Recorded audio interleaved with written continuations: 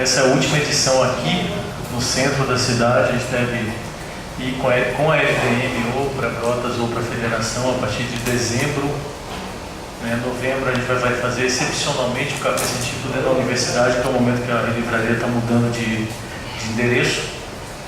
Então a gente tem a alegria de fechar nossas sessões aqui no centro da cidade com a professora Ana Maria Juliette Harley e o professor Raymond Harley, da Universidade Estadual de Feira de Santana e do Royal Botanic Gardens em Kew, na Inglaterra, que vamos falar sobre a flora da Chapada Diamantina, Bahia e sua conservação.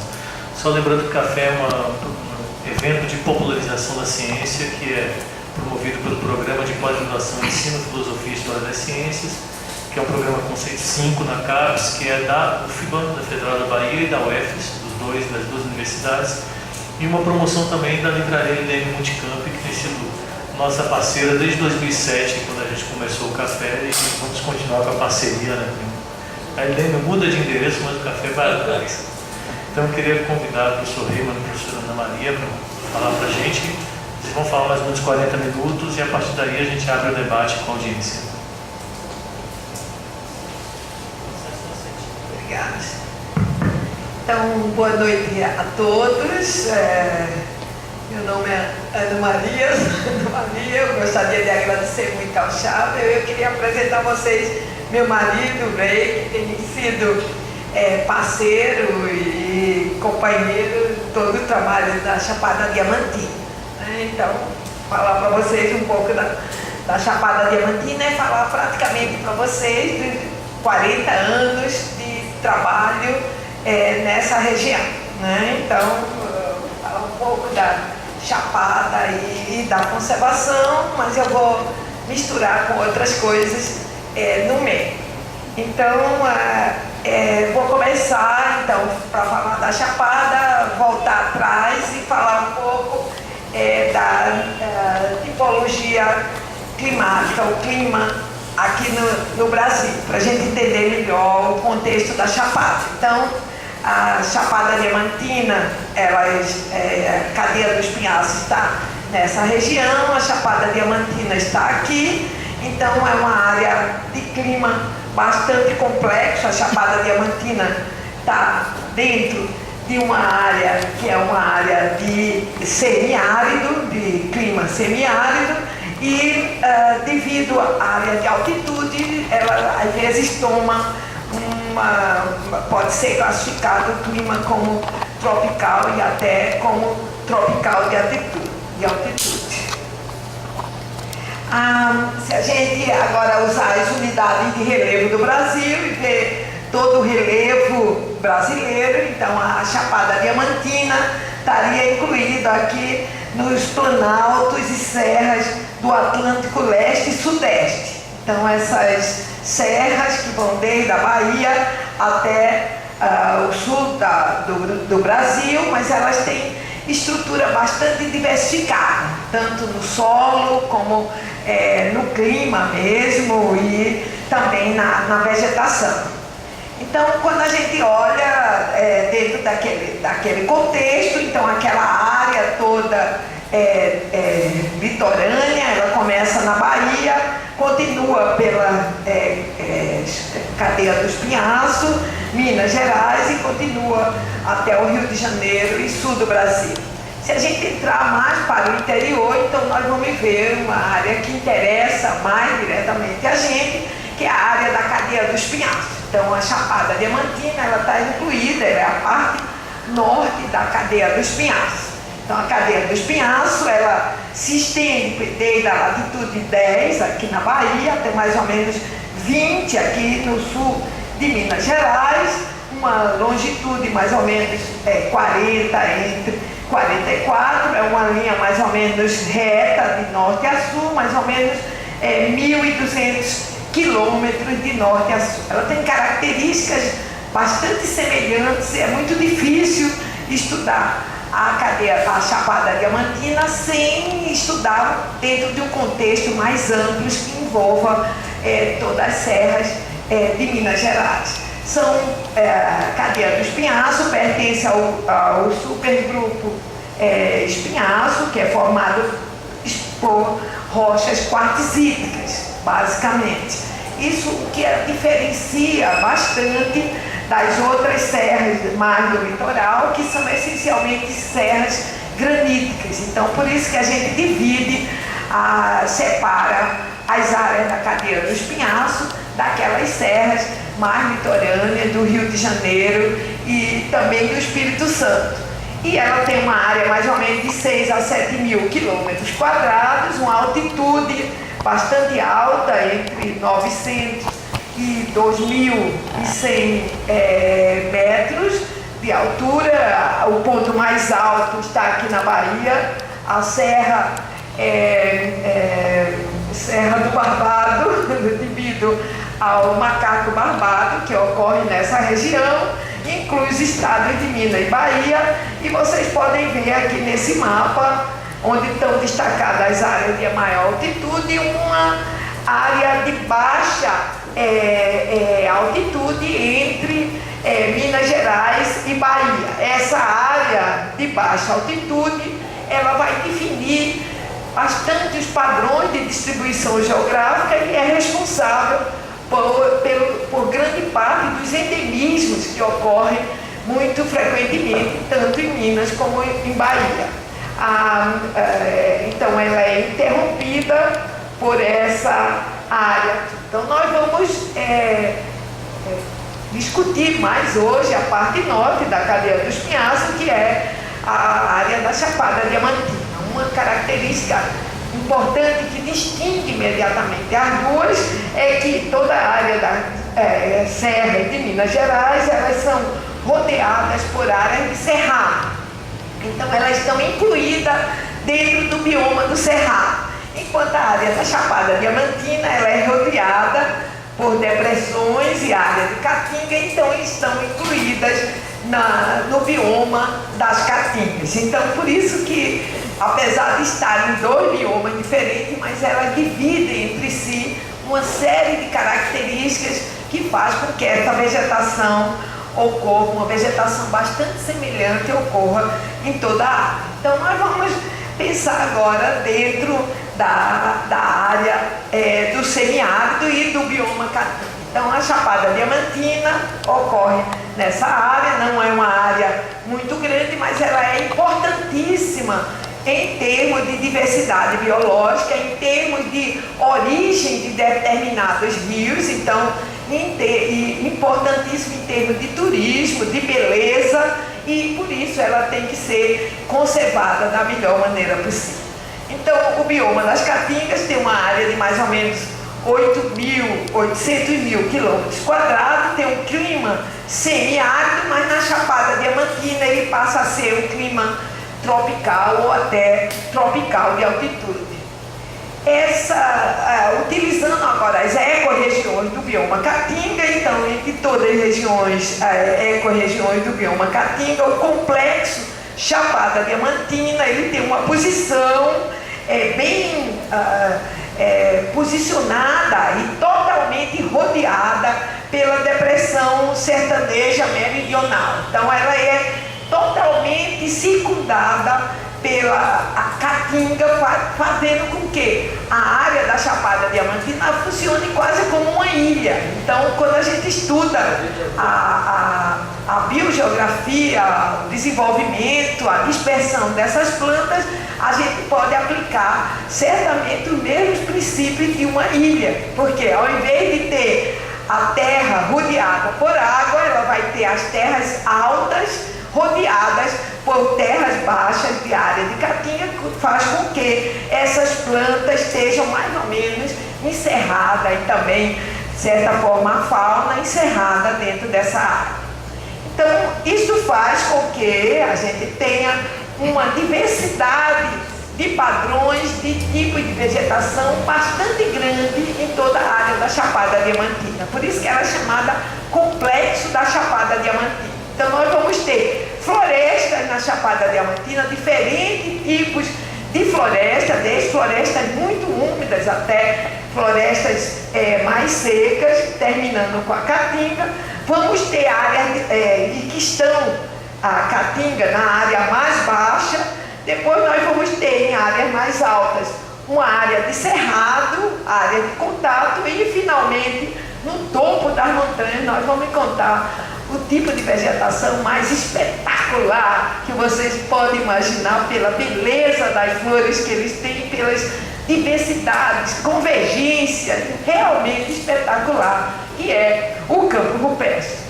Então, é mais sobre o campo rupestre que eu vou falar para vocês. Mas a gente vai começar de baixo para cima, assim vocês vão pegando toda aquela... Vamos nos empolgando até chegar no campo rupestre. Então, eu falei para vocês que as áreas mais baixas são áreas de caatinga. Então, aqui nós temos alguns tipos de caatinga: caatinga em Glória, caatinga em Açu, caatinga em Irecê, caatinga em Botirama. E as caatingas associadas à Chapada Diamantina são realmente as caatingas mais ricas, que tem uma diversidade muito grande. A caatinga também é cheio de endemismo, cheio de plantas lindas. Então, uma das famílias mais características da caatinga é certamente as cactáceas. Ela ocorre em outras áreas da Chapada Diamantina, mas as cactáceas, os melocactos, eles têm uma diversidade muito maior na área de Chapada. Depois, se vocês quiserem dar uma olhada, tem um livro sobre os cactos do leste do Brasil, feito pela Daniela Zapp e pelo Nagel. Uma outra família que é muito característica das áreas de caatinga é a família Euphorbiaceae. Então, a caatinga ela é considerada como a floresta hórrida, espinhosa, porque realmente trabalhar na caatinga não é fácil, né? Além do suor, você se machuca toda e tem sempre as plantas muito espinhosas, mas tem um potencial para várias utilizações bastante grande. Então, uma família muito importante dentro da caatinga, inclusive recentemente uma aluna de Feira de Santana, ela terminou a tese dela fazendo uma delimitação da área de caatinga com o gênero Croton. E depois, então, da caatinga, nós subindo, então, nós vamos das áreas mais baixas para as áreas mais altas, nós vamos encontrar a floresta subcaducifólia. Enquanto que a caatinga é uma floresta caducifólia, ela perde sempre as folhas na época seca, a floresta subcaducifólia, ela perde parte das folhas na época seca, mas ela não perde totalmente as suas folhas. Então, aqui a gente tem a Estrada Real em Rio de Contas, onde a gente tem Livramento do Brumado a 600 metros, 500 metros, e tem Rio de Contas 8 quilômetros mais para cima a 1000 metros. Quem conhece Livramento de Nossa Senhora e quem conhece Rio de Contas, isto tem. Quem não conhece tem que pegar o primeiro feriado e ir embora para lá, que aquilo é o Xangri-Lá, é uma verdadeira maravilha. Então você tem essa visão subindo da caatinga muito seca até uma área de cerrado mais em cima, e nesse intervalo uma floresta subcaducifólia com bastantes endêmicos, com bastante espécies endêmicas nesse limite.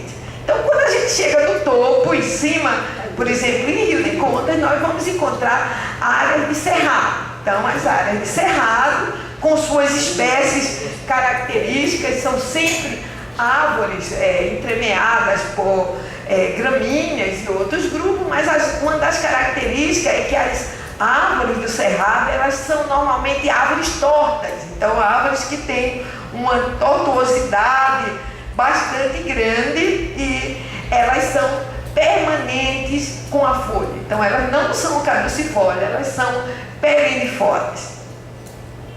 E algumas plantas são típicas das áreas de cerrado. Por exemplo, a Volquisiaceae é uma família característica do cerrado em toda a região da Chapada Diamantina.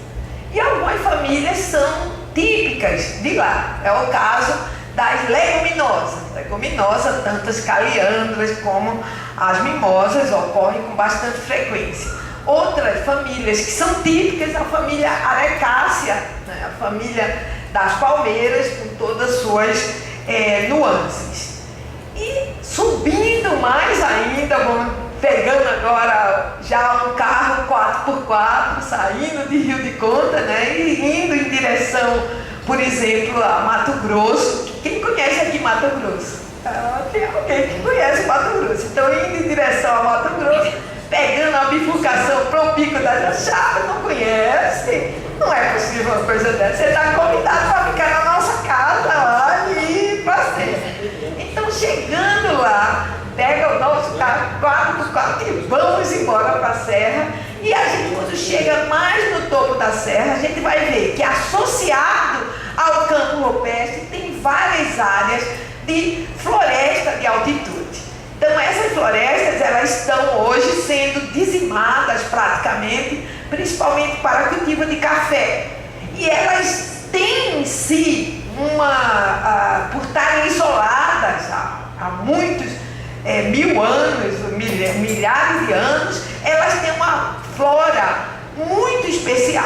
Uma coisa mais importante, um dos meus alunos, o Chico Haroldo, que morou lá em cima, na serra, para fazer o trabalho dele, ele estudou essas florestas e ele viu que a relação das plantas dessa floresta são muito mais com a Mata Atlântica do Sudeste e do Sul do que com a Mata Atlântica que tem aqui no litoral. Então, mostrando que a altitude compensa a latitude. Então, a altitude mais alta, clima mais frio, mais chuva, faz com que espécies que são só do sul do Brasil, do sudeste do Brasil, fiquem lá em cima, enroscadas, e nós temos que proteger essas espécies. Então, além disso, várias famílias, vários gêneros que têm centro de diversidade, por exemplo, nos Andes, que ocorrem nos Andes e ocorrem também na Chapada Diamantina, nessas florestas de altitude. E aí nós entramos no campo rupestre, né? E então é maravilhoso, o cenário é espetacular, a composição, água, planta, animais, tudo lindo, tudo maravilhoso. Então, campo rupestre em Rio de Contas, mais no sul, campo rupestre em Mucugê, na região central, campo rupestre na região de Morro do Chapéu, no norte. Onde você for, na Chapada Diamantina, desde o sul da Chapada Diamantina até o norte, a serra lá de Delfino, você vai encontrar espécies endêmicas, espécies que não ocorrem em nenhum outro local, mostrando uma especificidade que ocorre nessas regiões. Então, muitas vezes você tem paredões enormes e a floresta estabelecida no meio desse paredão. Então, o que a gente poderia dizer em relação às plantas do campo rupestre da Chapada? De modo geral, os campos rupestres possuem uma grande riqueza de espécies, ou seja, tem um número muito grande de espécies que ocorrem nessa região. Os campos rupestres possuem muitas espécies endêmicas. O que é isso, espécies endêmicas? Espécies que só ocorrem num lugar. Muitas delas numa área do tamanho dessa mesa. Se você destruir aquilo, você está destruindo aquela espécie que ocorre naquele lugar. Espécies endêmicas, restritas, que só tem naquele canto. Os campos rupestres incluem o centro de diversidade de algumas famílias ou de muitos gêneros. Ou seja, esses gêneros se desenvolveram, se especiaram e ocuparam essas áreas e não ocorrem em nenhum outro lugar do mundo. E elas apresentam padrões evolutivos os mais complexos que a gente não consegue entender e que tem sido nos últimos 40 anos as questões que a gente tem na cabeça e que cada dia ficam mais complexas de serem respondidas. Então, de um modo geral, a gente pode dizer que o campo rupestre, a parte mais alta do campo rupestre, são solos oligotróficos, altos, com baixo teor de fósforo, mas muito rico em carbono. Ele sequestra mais carbono do que a Mata Atlântica, o campo rupestre, esse carbono sempre associado a alumínio. Apresenta uma oscilação diária de temperatura muito forte. Se você for em Mucugê, na época, em julho, você vai ver que a neblina cobre, né? Já viram isso daí, que a gente sai e não enxerga nada, E aí, pela hora do almoço, tem aquele solão e de noite aquele frio gostoso que você se deita, se cobre e dorme pensando no outro dia. Isso é uma maravilha. Tem uma exposição ao vento muito grande. Pode dar aquele solão, é aquele vento gostoso que você trabalha e não sente. E tem uma restrição hídrica bastante grande, porque o solo é muito poroso e toda a chuva que cai logo vai embora. Isso faz com que a gente tenha uma vegetação que seria aparentemente uniforme. Você olha assim, pô, parece tudo igual. Parece, mas não é. Então, campo rupestre, você tem áreas lindas, né? Então, um potencial turístico espetacular por causa dos rios e das pedras, espécies endêmicas de várias famílias. De um modo geral, a gente considera que a vegetação é xeromorfa, porque ela tem uma série de características que permitem com que elas vivam naquele ambiente. Então, elas são geralmente folhas duras ou mais ou menos carnosas, que faz com que elas tenham uma certa reserva de água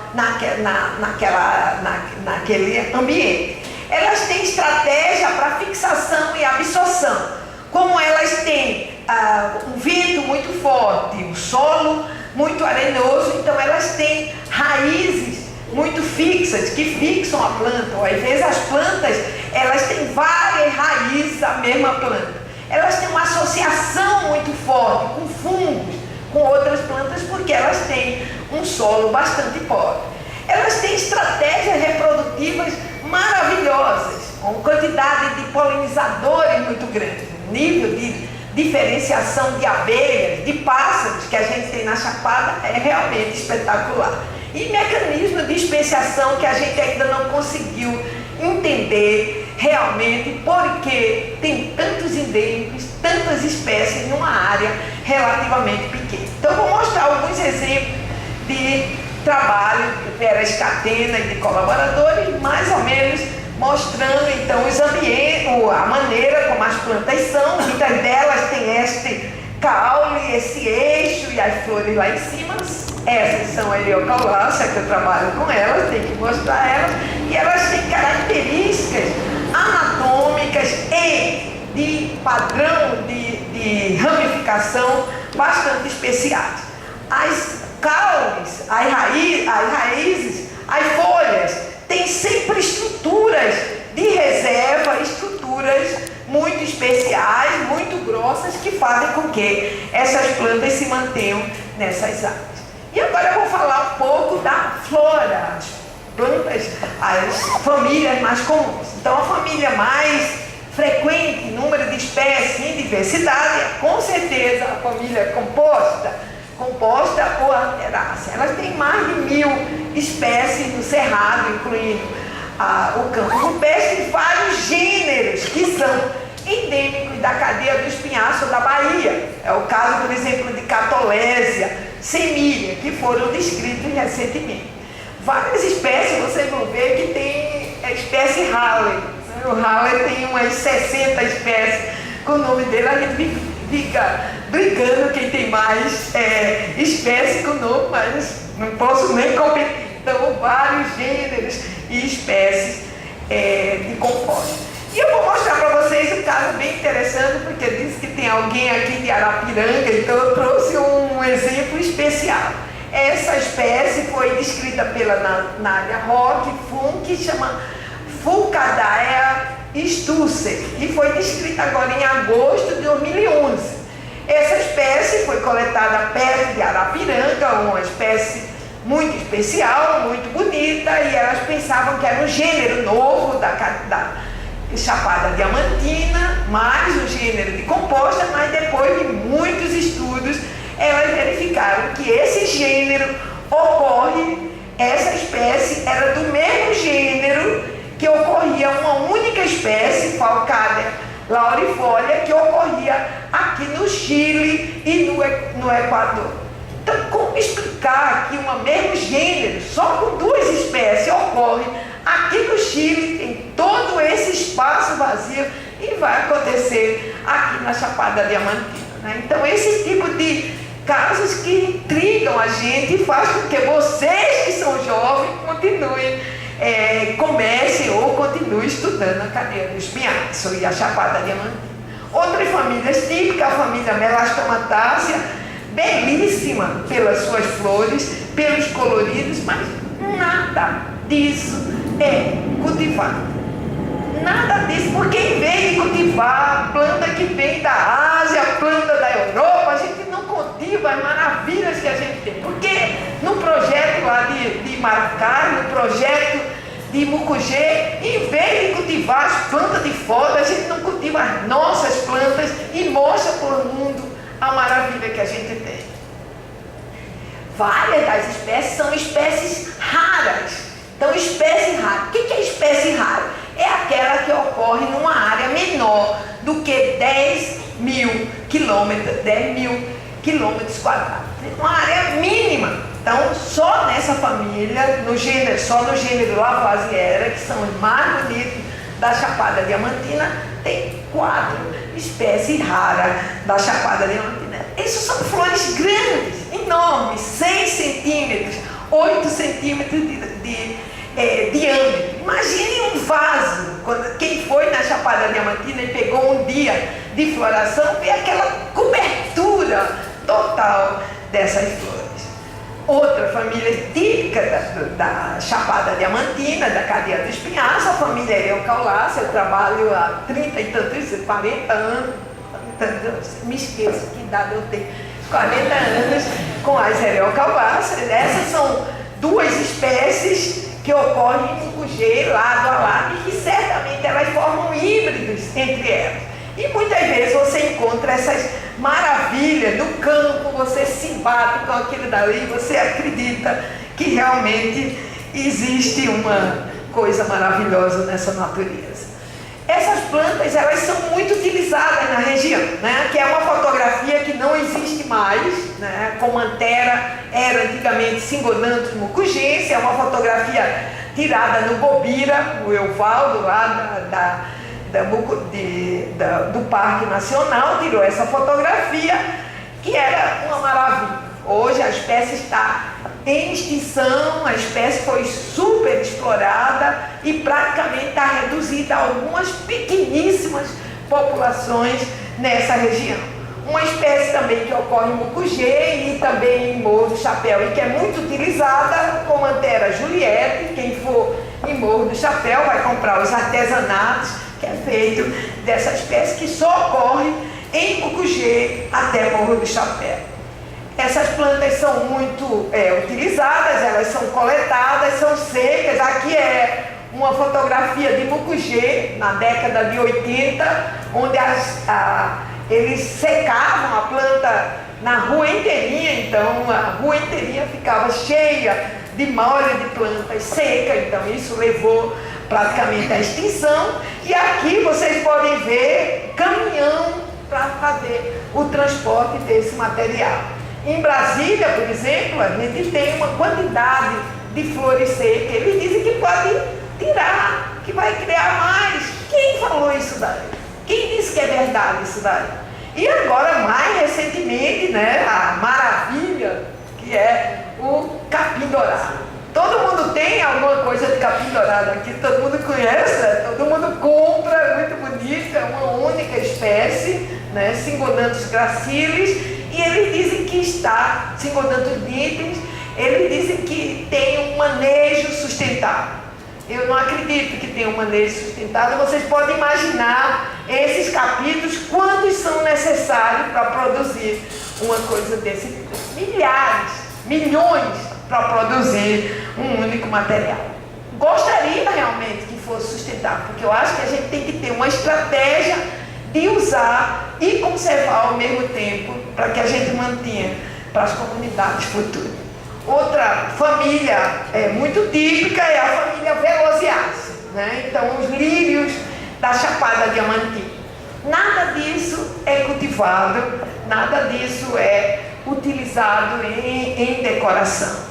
Outras famílias típicas, famílias Poácea ou Gramínea, né? Um número enorme de espécies, que não sabemos que potencial que tem, a gente só usa gramíneas importadas da África e não usa, não trabalha, não explora o potencial que a gente tem. Outras famílias, ainda a família leguminosa, né? A família leguminosa que tem uma importância econômica muito grande, mas muito pouco aproveitado das espécies nativas da região. O gênero Caliandra tem seu centro de diversidade na Chapada Diamantina, o maior número de espécies está lá na Chapada Diamantina, o gênero Camecrista, Periandra mediterrânea, que é muito utilizada na região.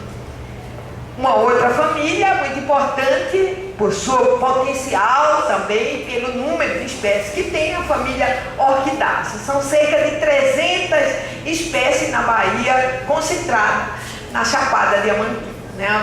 Que algumas delas, né, a Cattleya amentoglossia, que é lindíssima, os oncídios com todo o seu. O problema é, nós temos várias espécies de oncídio, a gente cultiva e a gente compra espécies que não são daqui do Brasil. Outras espécies ornamentais, todas da Chapada Diamantina, as plantas terrestres, a benária, epifílio, as Cattleyas, que são lindíssimas. Outras plantas com potencial ornamental muito grande são as bromélias, né? Inclusive o gênero Orthophyto, eram só 3 espécies, agora são 14 espécies desse mesmo gênero, descritas todas recentemente, que é lindíssima, né? Já pensou ter um vaso com essa planta? Mas não, só cultivam, só vendem plantas que não são brasileiras. Um outro potencial muito grande na Chapada são as plantas frutíferas, principalmente do gênero Myrtácea, que tem um grande número de espécies, é muito utilizada.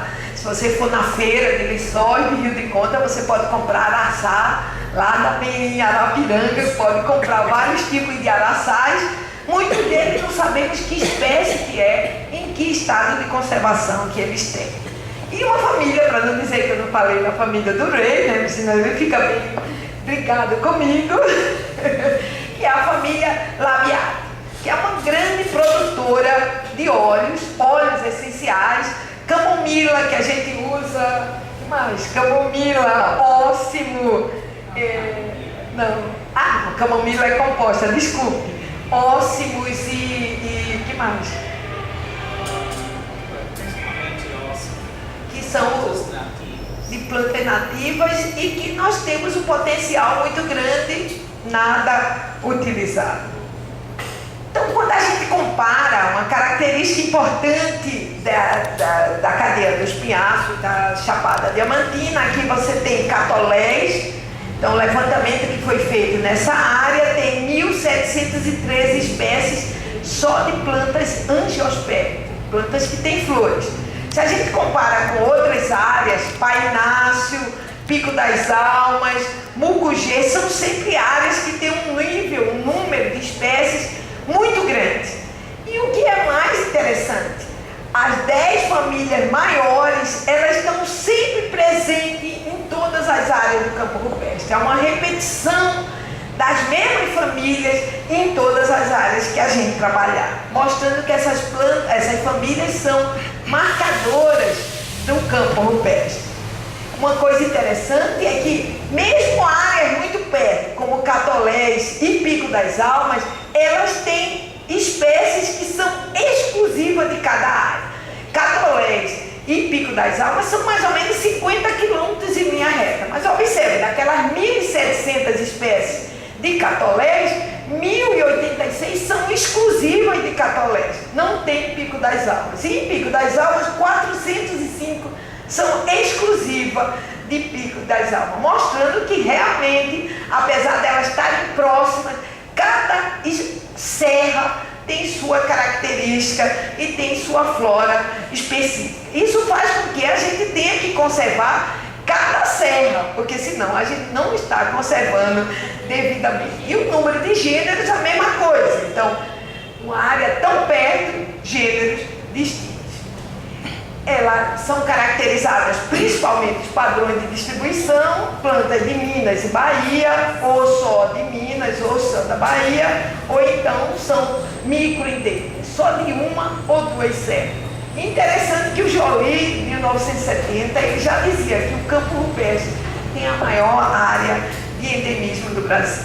Então aqui são alguns padrões de distribuição, aqui é o gênero Minária, aqui o gênero Eríope, que tem centro de diversidade na cadeia dos pinhais.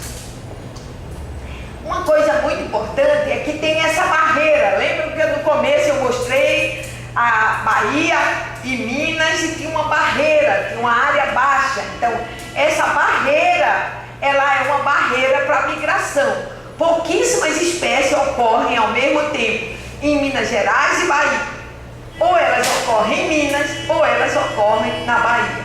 Então, aquela área baixa, ela é uma barreira para a migração de espécies. Esse é um trabalho do Ray, que é apenas uma espécie, Eríope macrostáquia, que é essa que é toda pontilhada, ela ocorre em Minas e Bahia.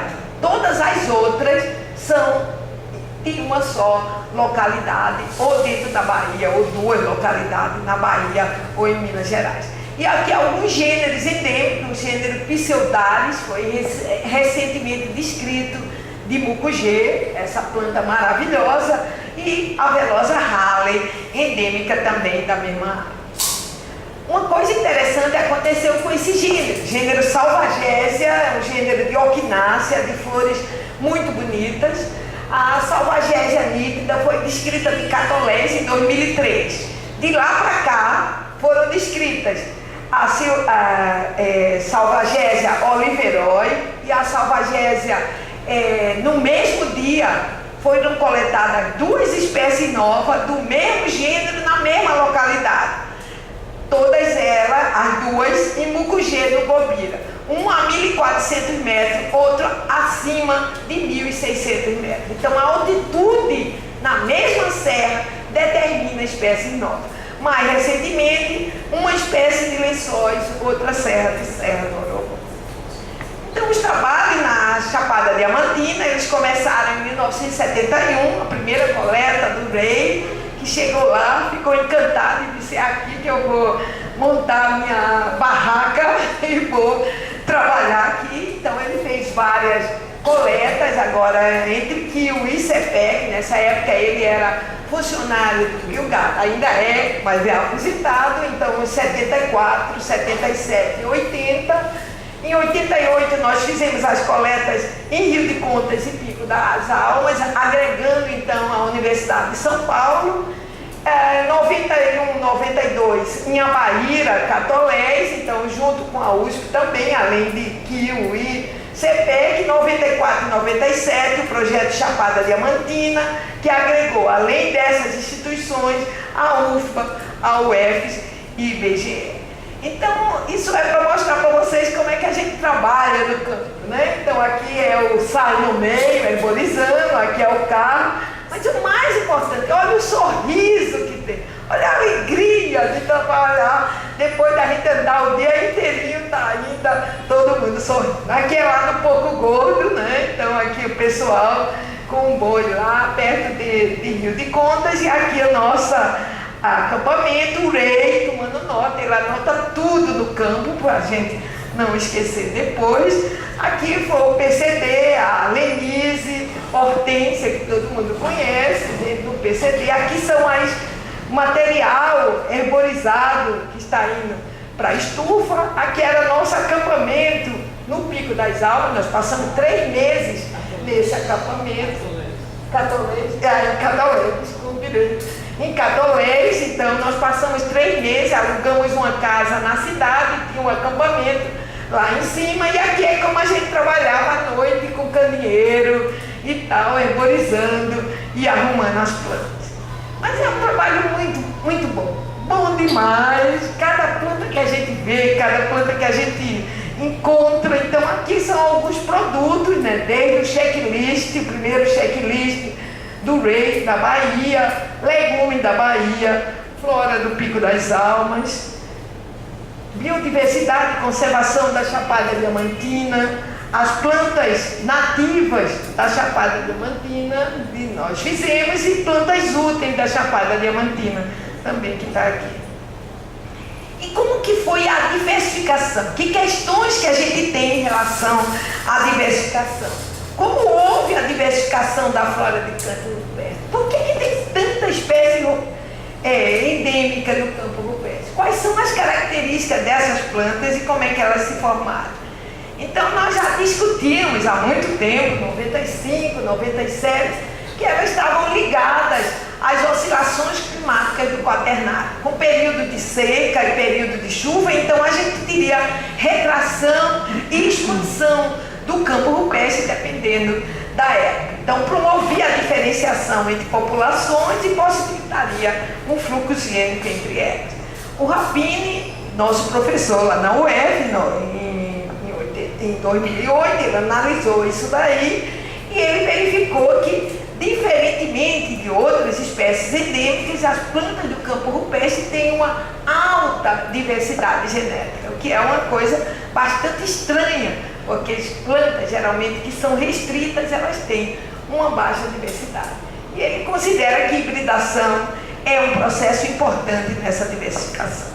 Então, para ajudar essa resposta, essas questões, foi feita a tese da Patrícia, foi defendida no mês passado, onde eles estudaram o gênero Minária, tem 21 espécies, 75% dos pinhaços, usando molecular, morfológico e datação. Então, eles verificaram que essas plantas tiveram um período de pouca diversificação, período de maior diversificação, pouca diversificação, maior diversificação. Isso aconteceu mais ou menos de 6,5 milhões de anos para cá. Então é uma diversificação muito mais recente do que a gente imaginava. E uma coisa muito importante é que a separação entre Minas e Bahia, ela ocorre logo cedo. Então logo cedo você tem uma diversificação de uma linhagem para Bahia e outra linhagem para Minas Gerais. Então este é um tema novo e que a gente precisa investir nesse daí para tentar resolver esse problema. E aí quais são as ameaças de conservação? Apesar de tudo isso, de toda essa beleza, a gente tem o fogo, extrativismo, mineração e garimpo, estradas, expansões, turismo, especialmente espécies invasoras que estão esperando qualquer distúrbio no campo rupestre, ela invade e a gente tem uma invasão biológica. Em parques nacionais, em termos de conservação, a gente vai ter apenas o Parque Nacional da Chapada Diamantina, que tem Caatinga, Mata Atlântica, Campo Rupestre, uma área bastante grande. Na Bahia, todos os outros parques nacionais são em áreas tipicamente de Caatinga. As unidades de conservação, aqui do Parque Nacional, está aqui incluído a Chapada Diamantina, no seu redor a área de proteção ambiental. Essas 5 áreas são praticamente na Bahia. A Bahia tem um tipo de conservação que não conserva, que se chama APA, é para quem quer acabar, não é para conservar. Então essas APAs, a gente tem a APA do Barbado, que deixa de fora o Pico das Almas e que não conserva realmente quase nada. E aqui o Parque Estadual, lá em Morro do Chapéu. E quando a gente analisa as áreas prioritárias para conservação, a gente vê que no semiárido inteirinho, a maior quantidade de áreas importantes, imprescindíveis, de extrema importância, estão concentradas exatamente na Chapada Diamantina. Quando a gente analisa isso dentro de um contexto de mudanças climáticas, o que vai acontecer? A gente sabe que o clima do Nordeste é o clima mais complexo que tem. Então, que tem uma variação de anos secos e de anos chuvosos, que estão muito na dependência da conexão intertropical. A gente sabe que a gente tem uma variação de chuva nos mesmos meses, que é impressionante, chuva de maior, esse é o período de maior chuva entre fevereiro e maio. Observe a variação, acho que acabou, observem a variação que tem de chuva, o que torna completamente imprevisível. E aí, quando a gente trabalha com modelagem e previsões do que vai acontecer, né? Alta previsibilidade, então aqui, ó, Caatinga, alta previsibilidade. Então a gente sabe exatamente o que vai acontecer. E dentro de um cenário mais conservador e mais melhor, a gente vai ver que entre 2010 e 2100 nós vamos ter um gradativo, sabe uma coisa que eu vou fazer? Aquilo que é melhor para mim. Então nós vamos ver que vai tendo um aumento considerável da temperatura nesse período. E quando a gente pega um cenário menos conservador, cenário que está mais próximo da realidade, a gente verifica que realmente até 2100 nós vamos ter uma situação de aquecimento global em toda a área, principalmente a área da Caatinga, muito grande. Isso vai incorrer em quê? Nós vamos incorrer em temperaturas que podem aumentar de 2 até 5 graus. Então, em média, nós vamos ver essas coisas modernosas para mim não é. Chuvas podem diminuir até 15%. A redução do volume dos rios e dos açudes. Substituição da Caatinga por uma vegetação mais árida ainda, principalmente de cactáceas. E agravamento do problema de aridificação devido ao aumento nas taxas de evaporação e altas temperaturas. Então, as mudanças climáticas até o final do século vai levar a quê? A um desaparecimento de até 60% das florestas que a gente tem na região. Uma perda das áreas de brejos e alagados, pela diminuição dos rios. Uma redução do número de espécies em mais de 70% total, restringindo as xerófitas, especialmente cactáceas e bromeliáceas. Uma redução drástica no número de espécies raras e espécies endêmicas. E um aumento da área de diversificação. E o que a gente pode fazer nesse contexto?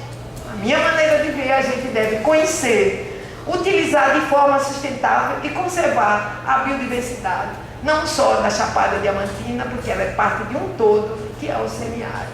Proibir desmatamentos e queimados, total, fogo destrói, acaba. Reflorestar, essa semana eu ouvi uma frase, o fogo no campo rupestre, ele é um crematório de fauna e flora. Isso me deixou assim realmente preocupada não, realmente triste com a situação. Reflorestar, principalmente nas margens do rio, com espécies nativas, nada de introduzir coisa de fora num ambiente tão estável dessa forma. Acompanhar um acompanhamento rigoroso das mudanças climáticas. Respeitar os atuais traçados dos rios perenes do semiárido. Nada de transpor coisíssima nenhuma, nem de mexer naquilo que está quieto. Educar, orientar, ensinar a valorizar o ambiente. E qual é a contribuição de cada um de nós para a obtenção de um cenário melhor no final do século? Obrigada.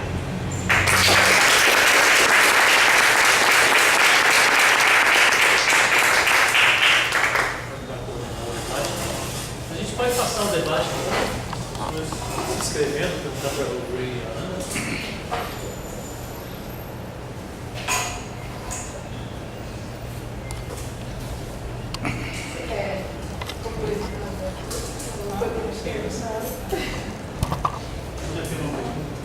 Fala, solta. O problema é o seguinte, que eu vou falar alto, não vou entender. Então alguém tem que me dizer o que ela pergunta. Você não está com o microfone,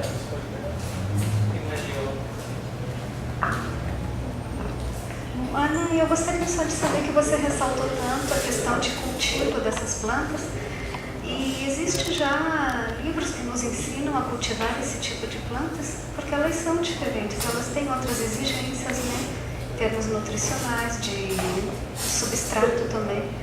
Então, existe, porque de cultivo dessas plantas, eu não vi até hoje nada sobre isso com essas plantas específicas. Então, nos últimos 10 anos, praticamente o pessoal do Horto, lá em Feira de Santana, né, o Ranieri, ele tem se dedicado ao cultivo e propagação, através de cultura de tecidos, dessas plantas nativas. Né? Por exemplo, pelo menos 3 ou 4 dissertações e tese apenas sobre a Cingonanthus mucuchensis. E nesse momento a gente está com as plantas que chegaram a florir, floresceram no laboratório, né? Então, floresceram em condições de laboratório, e nós fizemos um projeto para o CNPq na época para colocar isso na natureza e tentar com a comunidade lá de Mucugê fazer cultivo sustentável e coleta desse material e manutenção, mas realmente nós não ganhamos o dinheiro. Então nós estamos tentando agora esse outro edital agora que está aberto, então nós vamos mandar de novo isso daí para vir. Ele também é uma professora, a professora Moema, que agora está na UFBA, ela trabalhou com as bromeliáceas, principalmente o gênero ortofito, relacionado com o cultivo, e conseguiu um resultado muito bom, né? Então tem vamos dizer assim, a parte científica está pronta, mas falta aquilo que é um grande entrave para todos nós, é a transferência deste conhecimento científico para a sociedade, e a sociedade utilizar aquilo da... Eu posso ajudar um pouco. Simplesmente que é bom comparar a situação, por exemplo, em Austrália. 30 anos atrás, todo mundo foi cultivando plantas de qualquer lugar, mas agora tem toda a moda para cultivar plantas nativas. E começou com muitos hortos pequenos especializando com plantas nativas e cultivando de sementes e propagando as plantas em cultivo mesmo, sem tirando tudo da natureza. E agora é muito popular esta ideia de cultivar suas plantas nativas da Austrália. Temos que tentar promover a mesma ideia aqui no Brasil, especialmente em áreas semiáridas. Inclusive, grande parte do PIB da Austrália se deve a essas flores, né? Então, são aviões que transportam essas plantas que são caríssimas, que tem um ibope na Europa, nos Estados Unidos. As plantas da Austrália são muito chiques, mas nada comparável com o que a gente tem aqui na Chapada Diamantina.